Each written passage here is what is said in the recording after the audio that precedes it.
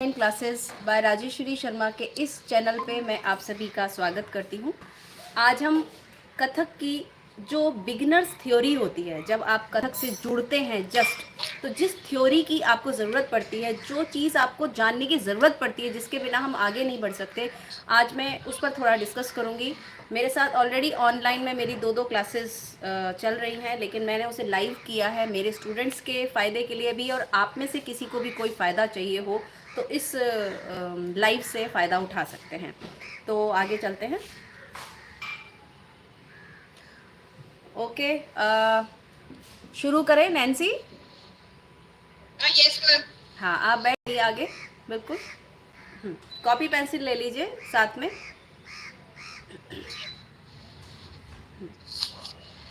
आप सामने बैठे, आप मुझे दिखने चाहिए। ओके, हाँ, यस।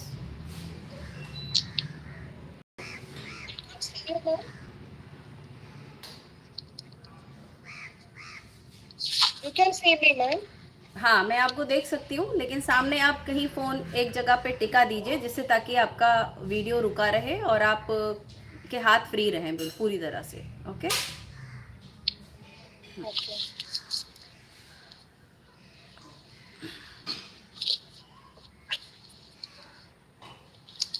हाँ, तो अब मैं शुरू करती हूँ।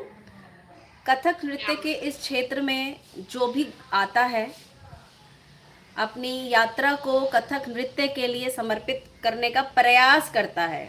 समर्पित होना अलग बात है, सिर्फ प्रयास करना ही बहुत बड़ी बात है, क्योंकि जब तक आपको प्यास नहीं लगती आप पानी नहीं पीते। पानी कब पीते हो? जब प्यास लगती है। तो प्यास भी लगना बहुत बड़ी बात है। अगर आपको कथक नृत्य सीखने की प्यास जगी है तो ये भी अपने आप में एक उपलब्धि ही है, क्योंकि कितने ऐसे हैं जिनको कथक नृत्य को सीखना है, बहुत अच्छे से प्रॉपरली सीखना है, कितने लोगों को प्यास लगती है? बहुत कम संख्या है। तो उनमें से यदि कुछ को प्यास लगी है तो वो भी एक उपलब्धि मैं कहूँगी। तो कथक नृत्य में सबसे पहले हमें ये जानना है कथक नृत्य क्या है। कथक नृत्य एक शास्त्रीय नृत्य है। ओके, कथक नृत्य क्या है? शास्त्रीय नृत्य है। आप नोट करते जाएं अपनी अपनी कॉपीज में, जिससे ताकि कभी कुछ आपका छूटा हो। नैन्सी का तो पहला क्लास है, उसको तो सारा नोट करना है। तो कथक नृत्य एक शास्त्रीय नृत्य है, ठीक है। अब ये किस प्रदेश का है? ये उत्तर प्रदेश का नृत्य है, यानी कि नॉर्थ इंडिया। क्योंकि नॉर्थ इंडिया एक ऐसा भाग है हमारे देश का जहाँ हिंदी भाषा का प्रयोग किया जाता है। तो इस नृत्य में हिंदी भाषा, अवधी, संस्कृत, हिंदी से ही जुड़ी जितनी भी लैंग्वेजेस हैं आसपास की, वो सब का हम इसमें प्रयोग करते हैं। इसीलिए ये नॉर्थ इंडिया से कनेक्टेड है पूरी तरह से। कथक नृत्य को हम ऐसे कह सकते हैं शास्त्रीय नृत्य कथक। तो शास्त्रीय नृत्य कथक अगर हम बोलते हैं तो सबसे पहले हमें जानना होगा शास्त्रीय क्या है, शास्त्र क्या है। तो लिखिए, शास्त्र क्या है, सबसे पहले हम ये जानेंगे। शास्त्रीय कथक नृत्य के बारे में हम तीनों चीज़ों को जानेंगे, शास्त्रीय, कथक और नृत्य। तो सबसे पहले हम जानेंगे शास्त्र क्या है। शास्त्र का अर्थ है कि नियम कानूनों में, नियम कानून जो डिसिप्लिन में, जिसके दायरे हैं, बाउंड्री है, उसमें जो बंधा हुआ है वो नृत्य। तो डेफिनेशन के तौर पर आप ऐसे लिख सकते हैं कि जिसमें हमें नियम कानून के हिसाब से नृत्य करना होता है, उसे शास्त्रीय नृत्य कहते हैं। जो नियमों में बंधा हुआ है, ये लिख सकते हैं, जो नियमों में बंधा हुआ है उसे शास्त्रीय कहा जाता है। जिसके रूल रेगुलेशंस होते हैं, जिनको हमें फॉलो करके ही आगे बढ़ना होता है। मतलब अपने मन से कुछ भी नहीं कर सकते, आपको जो बोला जाएगा वो आपको करना है। आपको यदि कहा गया है राइट पैर उठाना है और इसी तरह से उठाना है, तो आपको वही करना पड़ेगा, राइट पैर ही उठाना पड़ेगा, उसी तरह से उठाना पड़ेगा। तो रूल रेगुलेशंस में, नियम कानूनों में जो बंधा हुआ नृत्य होता है उसे हम शास्त्रीय नृत्य कहते हैं। शास्त्रों में बंधा हुआ। शास्त्रों का क्या मतलब है? जिनके नियम कानून हैं, जिनकी एक व्यवस्था, सीमित व्यवस्था है, उस व्यवस्था से ही उसको आगे बढ़ाना होगा। अपने हिसाब से कुछ भी हम नहीं कर सकते, ठीक है। तो शास्त्रों में बंधा हुआ है नृत्य, इसलिए इसे शास्त्रीय कहा गया है, शास्त्रीय। ठीक है नैन्सी, आगे चले। Yeah. तो शास्त्रीय हो गया क्लियर। अब आता है कथक। कथक क्या है? कथक से पहले मैं चाहूंगी नृत्य हम पहले समझ लें, कथक बाद में समझे, क्योंकि कथक के बाद फिर उसकी दिशा सीधी सीधी हमें मिल जाएगी आगे बढ़ने के लिए। तो हम शास्त्रीय नृत्य कथक ऐसे ले सकते हैं। तो नृत्य जानेंगे, नृत्य क्या है। नृत्य का अर्थ है, देखो नृत्य को दो भागों में संधि विच्छेद किया गया है, नृत्य प्लस नाट्य। लिखिए, नृत्य को दो भागों में बांटा गया है, नृत्य प्लस नाट्य। नृत्य कैसे लिखना है? ना, नीचे रा, नीचे वाला रा और ता, नृत्य। जो सी बनता है ना के नीचे सी, वो नृत्य प्लस नाट्य, ना आका डंडा, टा नीचे हलंत और या। तो नृत्य प्लस नाट्य इज इक्वल टू नृत्य। अब नृत्य क्या है और नाट्य क्या है वो समझ लेंगे अच्छे से। नृत्य का अर्थ है हैंड मूवमेंट्स, यांत्रिक हस्तक। यांत्रिक हस्तक मतलब हस्तकों का जो हम इस्तेमाल करते हैं, जो हमारी शरीर की भंगिमाओं से निकलता है, हमारे हाथ पैर, उनका जो भी हम इस्तेमाल करते हैं यांत्रिकता के साथ में, वो कहलाता है नृत्य। जो पहला पार्ट है नृत्य। तो नृत्य पार्ट क्या है? जो हमारे हस्तक है, हमारे जो फुटवर्क है, उसमें हम जो भी करते हैं हाथ पैरों से, वो कहलाता है नृत्य पार्ट। लिख सकते हैं आप कॉपी पे। जो हमारे हस्तक हैं और जो हमारा पद संचालन है, वो भाग हमारा नृत्य कहलाता है। यांत्रिक जो भी हम करते हैं शरीर के द्वारा, टेक्निकल पोर्शन जो भी नाचा जाता है, वो नृत्य कहलाता है, टेक्निकल पोर्शन। उसके बाद दूसरा क्या है? प्लस नाट्य। नाट्य का मतलब है अभिनय। जो भी हम अपने भाव के द्वारा प्रस्तुत करते हैं, चेहरे के एक्सप्रेशंस के द्वारा प्रस्तुत करते हैं, उसे नाट्य कहा जाता है। तो नृत्य क्या हो गया? नृत्य मतलब हमारे हैंड मूवमेंट्स, फुट मूवमेंट्स, ये सब कहलाता है नृत्य। और नाट्य क्या कहलाता है? जो हमारे एक्सप्रेशंस होते हैं, भाव होते हैं, उन सबको जो है वो नाट्य कहते हैं। इन दोनों को जब मिला दिया जाता है तो नृत्य की उत्पत्ति होती है। ये लिख लीजिए, नृत्य और नाट्य को जब मिला दिया जाता है तो नृत्य की उत्पत्ति होती है।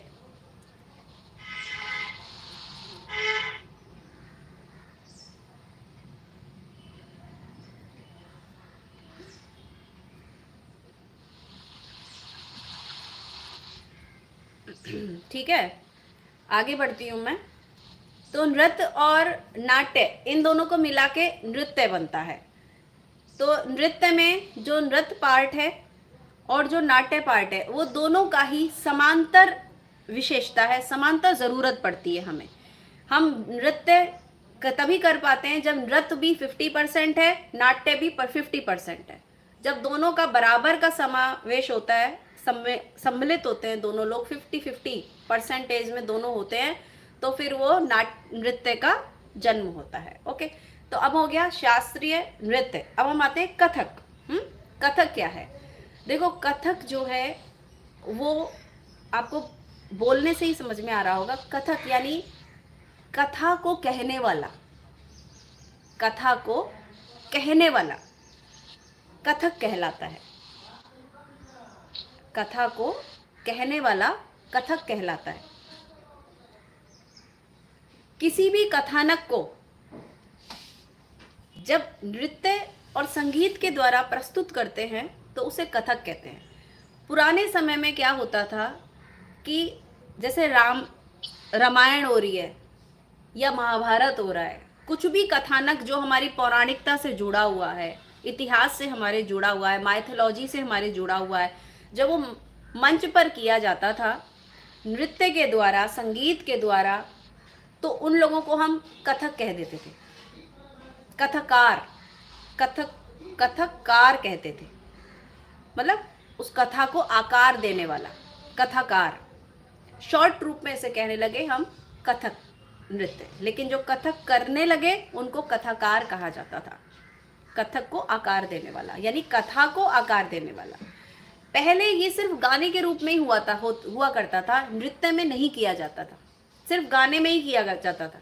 गाने के रूप में हम आपने देखा भी होगा, सुना भी होगा। पहले अगर आपने थोड़ा इतिहास उठाया है कभी संगीत का या नृत्य का, तो आपको पता चलेगा पहले वो लोग सिर्फ गाया करते थे, जिसे हम कहते हैं कथावाचन, बोला करते थे। सबसे पहले बोला करते थे, फिर गाया करते थे उसको, और फिर गाते गाते उसमें उन्होंने उसमें नृत्य जोड़ दिया। अब फिर जैसे जैसे भंगिमाओं का, जैसे जैसे मुद्राओं का विकास हुआ, तो उस विकास के साथ धीरे धीरे धीरे धीरे धीरे जो है वो संगीत, वो जो डायलॉग हैं, वो जो कथा है, वो हटने लगी। और उसके हटने के साथ साथ नृत्य के भाव और मुद्राएं इतनी डेवलप हो गई हमारी कि हम उनके द्वारा ही अभिव्यक्त करने लगे पूरी कथा को। तो उसमें से डायलॉग हट गए, सिर्फ म्यूजिक का एक पैटर्न रह गया, और साथ में मतलब जो मेन डांसर था उसने गाना बंद कर दिया। अब गाने वाला अलग हो गया, मेन डांसर का पूरा काम हो गया, क्योंकि उसको मुद्राएं भी दिखानी है, उसे भंगिमा भी दिखानी है, तो वो गाएगा कैसे। तो गाने वाले अलग हो गए और नृत्य करने वाले का अलग सा ही अपना एक भाव हो गया, अलग सा ही अपना एक पूरा कैरेक्टर हो गया, जो भंगिमाओं के द्वारा, मुद्राओं के द्वारा, अपने फेशियल एक्सप्रेशंस के द्वारा, भाव के द्वारा उसको दिखाने लगा मंच पर। तो इस तरह से जो जर्नी है वो कथा गायन वाचन से उतरते उतरते नृत्य पर आकर ये ठहर गई। हालांकि नृत्य बिना गायन के नहीं हो सकता, उसमें गायन, म्यूजिक चाहिए ही चाहिए। बिना म्यूजिक के डांस का कोई अस्तित्व ही नहीं है। नृत्य बिना म्यूजिक के नहीं हो सकता है, उसमें सम्मिलित रहता है, वादन भी सम्मिलित रहता है। वादन जो है वो बिना गायन के कर सकते हो आप, गायन जो है वो बिना वादन के भी हो सकता है, बिना नृत्य के भी हो सकता है, लेकिन नृत्य बिना गायन और वादन के नहीं हो सकता। तो इसलिए जो इंस्ट्रूमेंटल पीस वो अलग बजने लगा मंच पर, जो गायन गाने वाले थे वो अलग गाने लगे, एक अलग से एक कैरेक्टर जो है डांस करने वाला वो सोलो के रूप में बाहर निकल कर आया, तो उसे हम कथाकार कहने लगे। तो कथक का अर्थ है कथा को कह के करना, ठीक है, कथक कहलाता है। अब हम तो जो है वो कथा तो अब कहीं नहीं जाती, अब तो हम बंदिशें नाचते हैं, बंदिशें कहते हैं, लेकिन वो बंदिशों के पीछे जो छुपा हुआ भाव होता है वो एक तरीके से कथा का काम करता है। जैसे हमने कहा, मान लो हमने कोई कवित्त पढ़ा, जटा जूट मद गंग खलक्कत शीश चंद्र ललाट भलक्कत मुंड माल धर शेष धर निधर पार्वती पति शिव हर हर हर चंद्र तपन कर आरती शिव की झिझकिट हुल हुल गंग खलक्कत नाचत शंकर गौरी। अब ये हम जो भी कह रहे हैं ये एक कथानक ही तो है, एक घटना का ही तो एक ब्यौरा है ना। तो वो जो घटना को है हम भाव के द्वारा प्रस्तुत करते हैं, तो इसलिए इसे कहा गया कि कथक, यानी कथा को कहना। और कह के करना भी कथक कहलाया जाता है, यानी कि हम पहले कहते हैं, ये भी आप नोट कर सकते हैं, किसी भी चीज को कह के करना कथक कहलाता है। नोट कर लीजिए, किसी भी चीज को जब हम कहते हैं, चीज यानी कि बोल, चीज यानी कि बंदिश, ऐसे भी लिख सकते हो आप।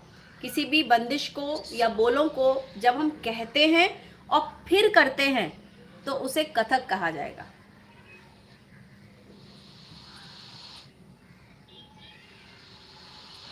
यानी कि अर्थ क्या हुआ कि इसमें कहना जो है वो बहुत इंपॉर्टेंट है।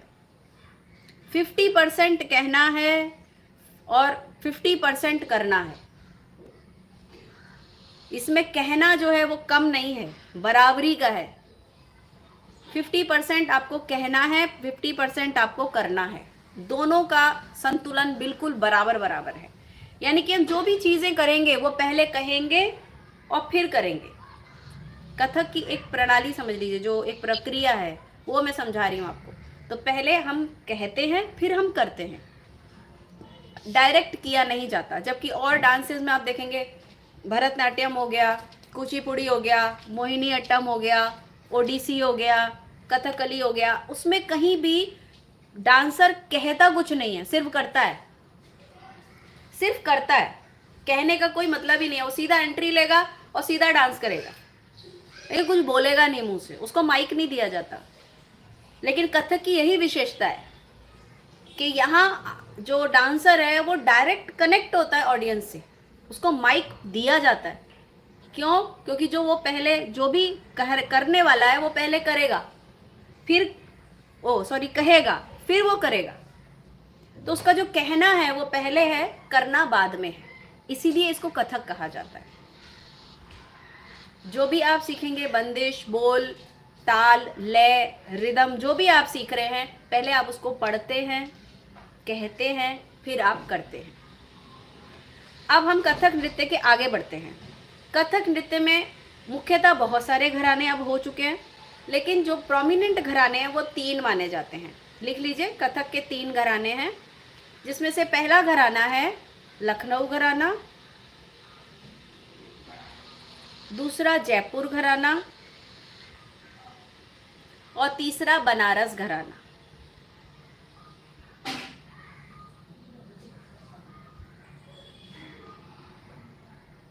लखनऊ, जयपुर, बनारस, बनारस, हाँ। अब इन तीनों घरानों की अपनी अपनी विशेषता है। लखनऊ की अपनी एक विशेषता है, एक स्टाइल है, जयपुर का अपना एक स्टाइल है, बनारस का अपना एक स्टाइल है, लेकिन है कथक ही। जिस जिस प्रदेश में ये डांस डेवलप हुआ, उसने उस प्रदेश का एक अपना स्टाइल बना लिया, अपना एक आकार ले लिया। जैसे अगर ये लखनऊ में प्रचलित हुआ, लखनऊ में इसका उद्गम हुआ, लखनऊ में इसको डेवलप किया गया, तो वहाँ क्या हुआ, वहाँ पे इसमें श्रृंगार रस ज़्यादा हो गया। श्रृंगार रस, तो यानी कि आप कह सकते हैं, लिख लीजिए, लखनऊ घराने में श्रृंगार रस की महत्वता ज़्यादा होती है।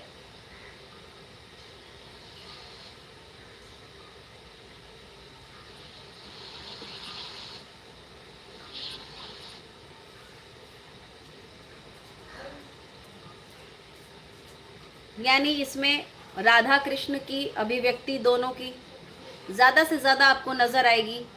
राधा कृष्ण की छेड़छाड़, राधा कृष्ण का जो एक प्रेम में संबंध है, गोपियों का, कृष्ण का, क्योंकि वही एक प्रतीक हैं श्रृंगार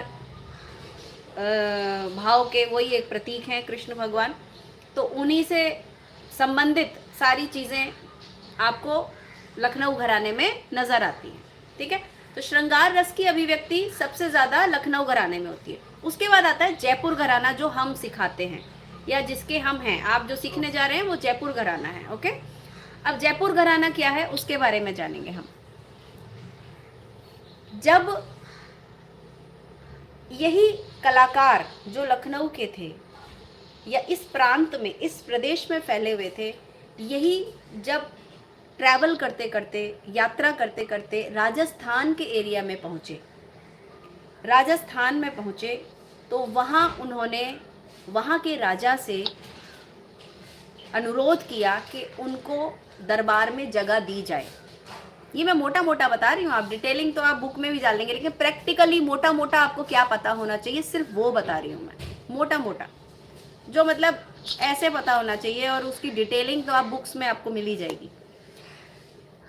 तो प्रैक्टिकली जो आपको समझ में आना चाहिए या पता होना चाहिए वो उतना बताऊंगी मैं, जो ज़रूरी है। तो वो कलाकार जब जयपुर पहुँचे या राजस्थान के प्रांतों में पहुँचे, तो वहाँ के जो राजा महाराजा हैं उनसे उन्होंने अनुरोध किया अब उनके दरबार में नाचने के लिए, है ना, उनके दरबार में एंट्री उनकी भी हो सके, उनको भी स्थान दिया जाए कलाकारों को। लेकिन वहाँ के राजा महाराजाओं ने वहाँ पे कलाकारों को स्थान देने से मना कर दिया। उन्होंने वहाँ उन्हें स्थान देने से मना कर दिया, बल्कि उनको कहा कि आप हमारे मंदिरों में, राजस्थान के जो मंदिर थे आप वहां पर स्थान ग्रहण करें।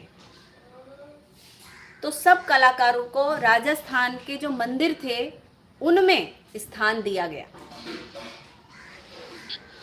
तो वहां स्थान देने से उसमें यानी कि जयपुर घराने में भक्ति रस बढ़ गया, भक्ति रस की प्रधानता हो गई जयपुर घराने में, क्योंकि मंदिर में आ गए। अब मंदिर में तो वो ठुमरी और जो श्रृंगार रस है वो बहुत ज़्यादा अतिशय में नहीं कर सकते, वहाँ तो भक्ति रस की ज़रूरत है।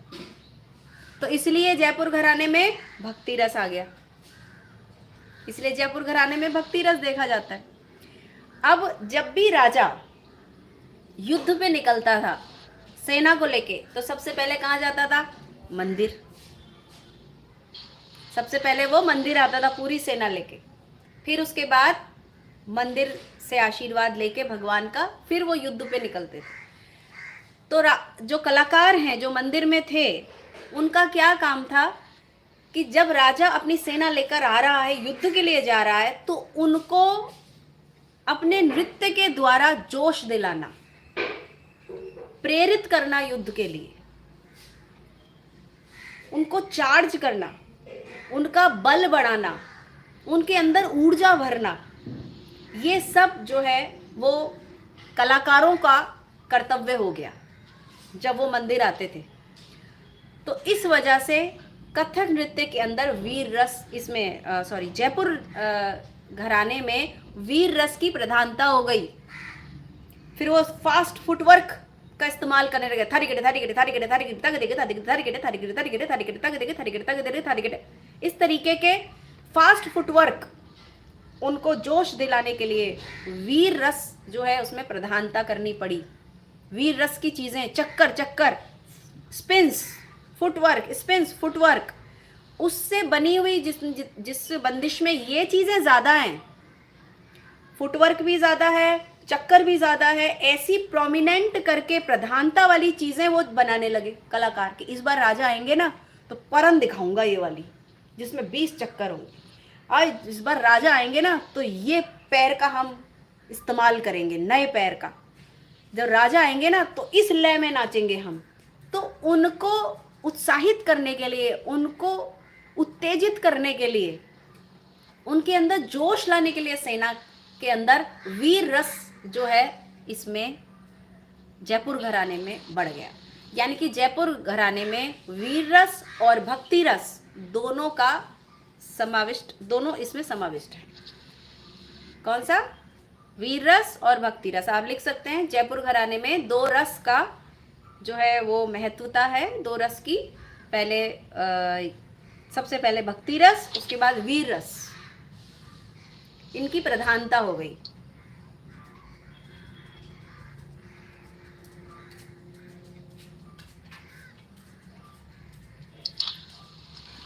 अब उसके बाद आता है तीसरा घराना जो मैंने आपको लिखवाया है, बनारस घराना।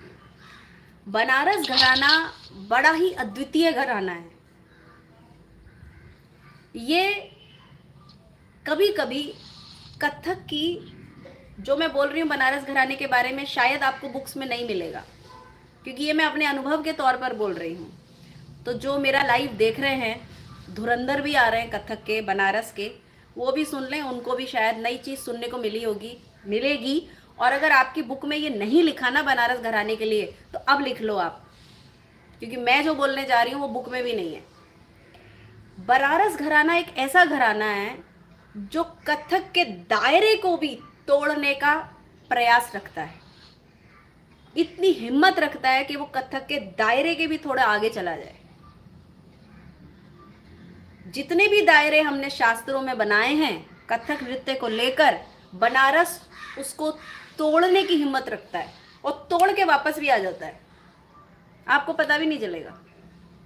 अगर आप शास्त्र लेके बैठ जाओगे, किताबें लेके बैठ जाओगे, तो आपको लगेगा बनारस तो क्रॉस कर गया उसको।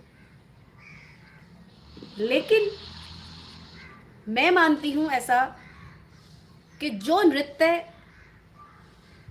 आपके दायरे को ना तोड़ सके, शास्त्रों के भी पार ना जा सके, वो नृत्य ही क्या है।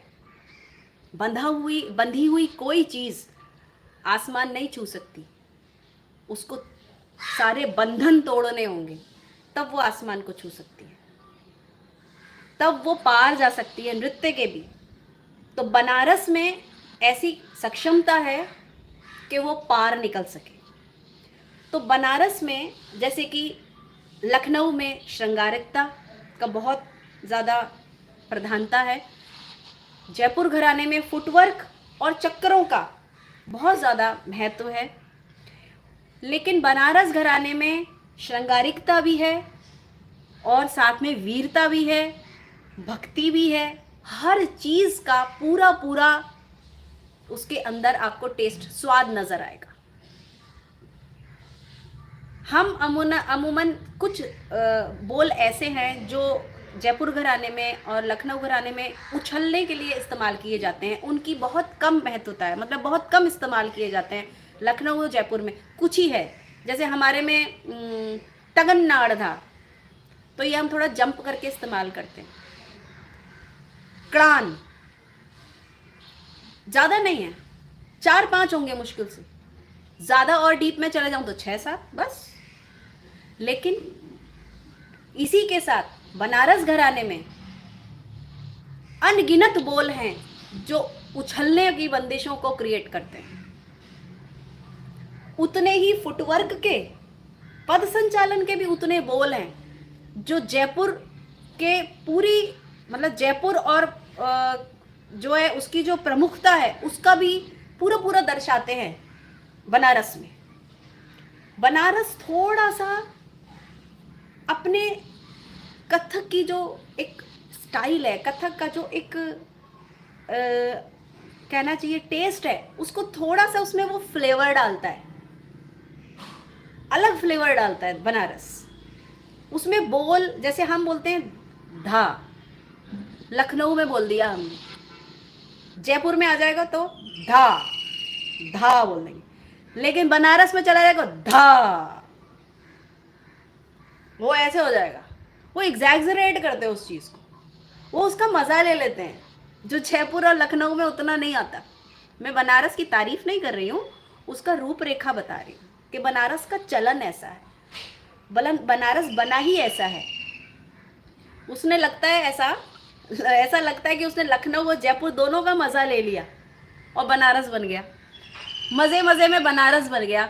लाओ भी लखनऊ का डाल दें, जयपुर का मिला दें और अपना भी थोड़ा मिला दें और बन गया बनारस, लेकिन उसका मज़ा फिर अपना हो गया। वो बॉडी के कोई दायरे नहीं रखता, उसको पीछे धड़ान तड़ान तड़ान लगाना है तो वो पूरा घूम जाएगा। जयपुर वाला पूरा नहीं घूमेगा, उसका दायरा है भाई, वो अपने आप को रोक लेगा कहीं ना कहीं, वो कहीं ना कहीं अपने आप को कहीं संकुचित कर लेगा। लेकिन जो बनारस है वो छोड़ देगा अपने आप को, जहाँ तक जाती है बॉडी जाए, कोई परवाह नहीं। तो बनारस घराने के जो सुप्रसिद्ध नृत्यकार हैं, जो आप सभी जानते हैं, गोपी किशन जी, आपने देखे होंगे उनके नृत्य, सुप्रसिद्ध हैं। सितारा देवी जी सुप्रसिद्ध हैं, जिनकी आपको देख के लगता है ये कथक कैसे।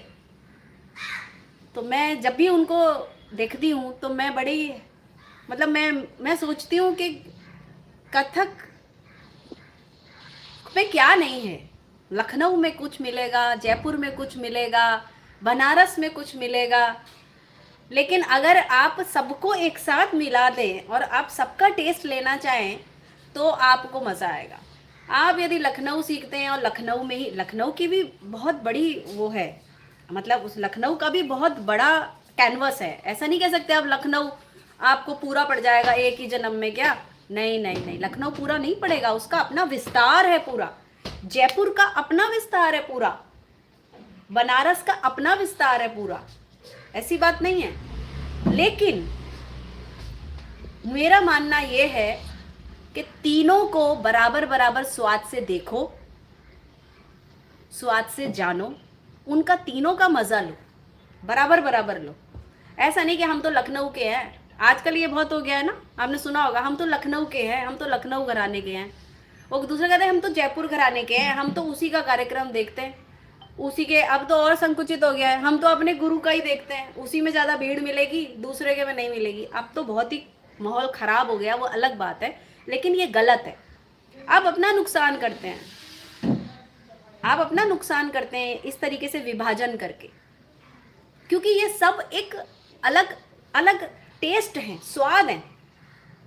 अब जैसे आप कहें कि आम का अचार और नींबू का अचार और मिर्च का अचार तीन पड़े हो, तो मैं आपको कहूँ कि आम का अचार ही खाओ पूरी ज़िंदगी, तो आपको बड़ा अजीब लगेगा। नहीं भैया, कभी कभी तो हमारा मिर्च का अचार का मन करता है, भैया कभी कभी तो हमको नींबू का मन करता है, वो भी काला वाला नींबू पुराना कोई मिले ज़रा, उसका स्वाद अलग ही होता है। तो आप कहोगे ये तो बड़ी अजीब सी बात है। तो बस यही एक एग्जाम्पल जान लो, आप यही एक उदाहरण जान लो कि अगर आप लखनऊ से बचते हैं क्योंकि आप जयपुर वाले हैं, और आप जयपुर से बचते हैं क्योंकि आप लखनऊ वाले हैं, आप बनारस से बचते हैं क्योंकि आप लखनऊ और जयपुर वाले हैं, तो आप बहुत बड़ी भूल कर रहे हैं, क्योंकि तीनों का अपना स्वाद अलग है। एक मिर्च का अचार है जयपुर, एक जो है वो नींबू का अचार है, वो है आपका बनारस, और एक जो है वो अचार है आम का, वो है लखनऊ घराने। तो आप तीनों अचारों का मज़ा लो ना, क्या आप एक घराने के चक्कर में पड़ते हो। तो मैंने आपको बताई ये तीनों की विशेषता। तो ये तीन घराने हो गए। अब हम आते हैं तालों के ऊपर, ये कथक को कैसे व्यवस्थित किया गया है शास्त्रीयता के रूप में। कॉपी पेंसिल आप ले लीजिए। कथक नृत्य में सबसे पहले हम जानते हैं कि ताल क्या होती है। ताल का मतलब क्या होता है, यहाँ पर एक घर है, ऐसा समझ लीजिए आप, एक घर है, एक घर है जिसे हम ताल कहते हैं। एक कहानी की तरह समझ लो इसको, तो इजी हो जाएगा, प्रैक्टिकली बड़ी जल्दी समझ आएगा, किताब उठाने की ज़रूरत नहीं। मेरे स्टूडेंट्स को किताब उठाने की ज़रूरत नहीं पड़ती है, वो कहानी की तरह पूरा याद कर जाते हैं और उनको सब अंदर बैठ जाता है। तो एक घर है जिसका नाम है ताल।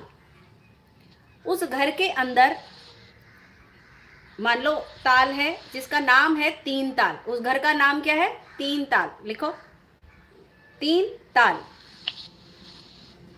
तीन ताल कथक में आती हैं तालें अलग अलग, यानी अलग अलग घर हैं जिनका नाम है ताल, और उनके अंदर एक घर के बारे में हम सबसे पहले सीखेंगे।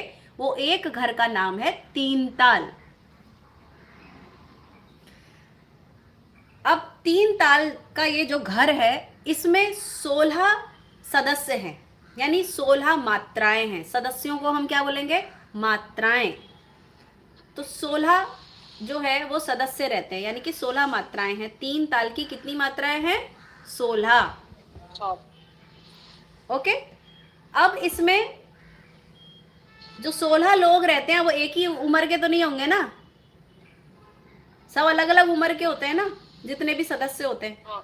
तो उसमें से 4 जो हैं पहले वो बच्चे हैं, उससे 4 उसके बड़े बच्चे हैं, उससे 4 जवान लोग हैं, और उससे 4 बूढ़े लोग हैं। यानी कि इनको हमने 4 विभागों में विभाजित किया है। 4 4 जा 16, यानी कि जो 16 है उसको हमने 4 भागों में बांट दिया। 1 2 3 4 5 6 7 8 9 10 11 12 13 14 15 और 16। ओके, तो 16 मात्राओं को हमने 4 4 में डिवाइड कर दिया, ऐसे समझ लो। ओके, तो एक घर में 16 मेंबर्स, जिसको 4 4 भागों में हमने बांट दिया। 4 अलग एज के, 4 अलग एज के, 4 अलग और 4 अलग। अब जितने भी मेंबर्स हैं उनमें नाम होते हैं ना, बिना नाम के थोड़ी ना सदस्य होते हैं घर में। तो क्या नाम है, 1 से लेके 16 तक के नाम। तो उसमें 8 मेंबर प्रोमिनेंट है, तो उसमें क्या नाम है, ता। लिखो, ता, थेई, थेई, तत।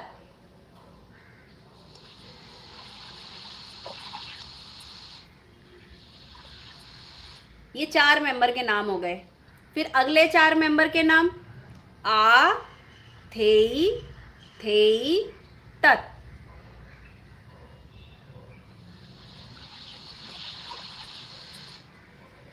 कितने हो गए, 8। अब इन्हीं को 2 टाइम्स हमने रिपीट किया है तो 16 हो जाता है। 8 2 जा 16, यानी कि कैसे हो गया, ता थे तत आ थे तत ता थे तत आ थे तत, कंप्लीट। तो 4 4 जा 16, 8 नेम्स हो गए जिसको हमने 2 टाइम्स रिपीट किया। तो 16 मात्राएं हो गई और उन 16 मात्राओं को हमने 4 में विभाजित किया और जिनके बोल हो गए, बोल मतलब नाम, क्या हो गए, ता थे तत आ थे तत, करेक्ट। अब जैसा कि मैंने आपको कहा था कि सबसे पहले हम कहते हैं और फिर करते हैं, कहा था ना मैंने शुरू में, कथक का क्या मतलब होता है, पहले कहना और फिर करना। तो इन जो हमने जो बोल लिए हैं, ये ताथी तेतर आथी तेतर 16 बोल लिए हैं ना, इन बोलों को पहले हमें कहना होगा, फिर हमें करना होगा।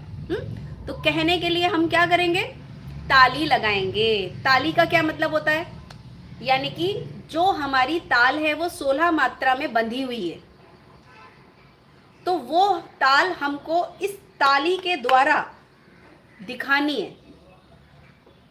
मतलब हमारे जो म्यूजिशियंस बैठे हैं वो एक 16 मात्रा का नगमा बजाते हैं। नगमा मतलब 16 सुरों को इस्तेमाल करते हैं, 16 बीट्स को इस्तेमाल करते हैं एक ही राउंड बनाने के लिए। मतलब 1 से 16, 1 से 16, 1 से 16, 1 से 16 ऐसा बजता है।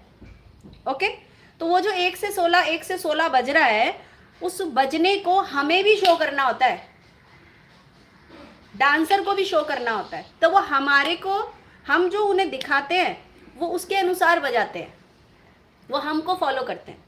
तो हम उन्हें बताएंगे कैसे कब बजाना है, कितना बजाना है, कौन सी मात्रा को कहाँ बजाना है, सब वो हमको फॉलो करेंगे म्यूजिशियंस।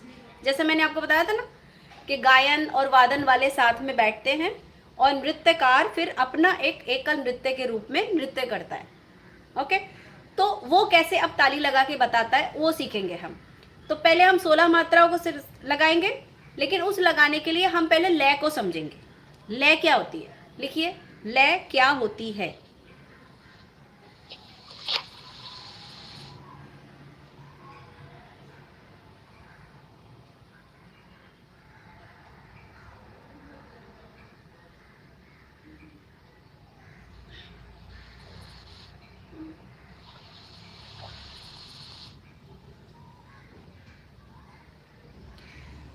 ओके, इसका उत्तर लिखिए, किसी भी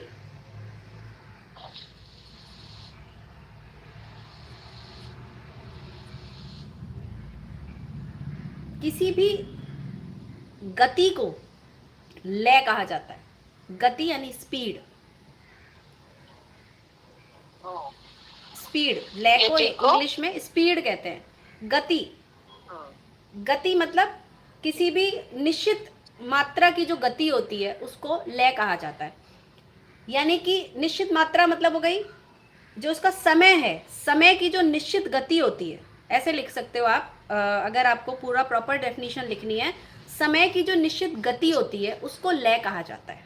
ऐसे उसमें मात्राएं भी आती हैं, लेकिन समय ज़्यादा सही है बोलना। समय की जो निश्चित गति होती है उसको लय कहा जाता है। अब समय की गति का क्या मतलब हुआ यहाँ पे, जैसे मैंने ये क्लैप दी, ओके, पहले आप लिख लो, समय की निश्चित गति को लय कहा जाता है।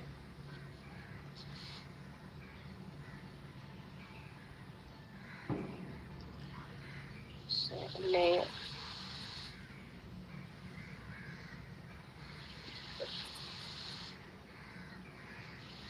समय को निश्चित गति, निश्चित गति को, स्पीड लिख सकते हो, गति में लिखने में प्रॉब्लम है तो जो स्पीड होती है, टाइम की जो स्पीड होती है उसको हम लय कहते हैं। ओके, क्या है इसका मतलब, ये है कि जैसे ये मैंने मारा, दूसरा वाला कब मारा, तो इसके बीच का जो टाइम है, एक से दूसरे पे जो मारा उसके बीच का जो टाइम है, ये लय है।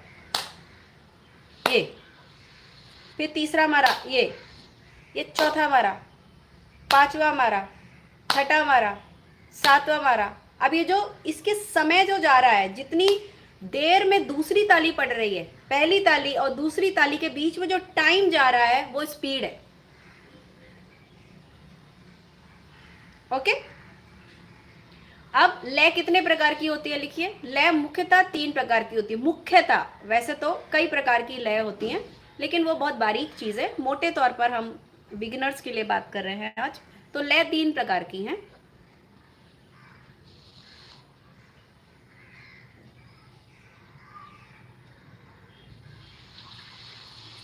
पहली विलंबित, दूसरी मध्य और तीसरी द्रुत लय। विलंबित, विलंबित, व छोटी की मात्रा, ल, हाँ, विलंबित, मध्य, द्रुत, द्रुत लिखना है आपको। द छोटे ऊ की मात्रा, त और नीचे वो र लगेगा। Written in English. हाँ कोई बात नहीं, आप इंग्लिश में लिख लीजिए DRUT, जैसे सब लिख रहे हैं, सब लिखते ही हैं। द्रुत, विलंबित, मध्य, द्रुत, द्रुत। ओके। अब विलंबित लय किसे कहते हैं लिखिए नीचे। विलंबित लय का मतलब क्या होता है? विलंबित लय का मतलब है सबसे धीमी गति की जो लय होती है उसे विलंबित लय कहा जाता है। ये मोटा मोटा विभाजन है। सबसे धीमी गति की लय को विलंबित लय कहा जाता है। धीमी मतलब स्लो, स्लो, स्लो लिख लो, स्लो। हाँ, स्लो स्पीड, स्लो, हाँ, स्पीड को क्या कहते हैं? विलंबित। ओके। अब लिखिए मध्य लय। मध्य, MADHY, मध्य।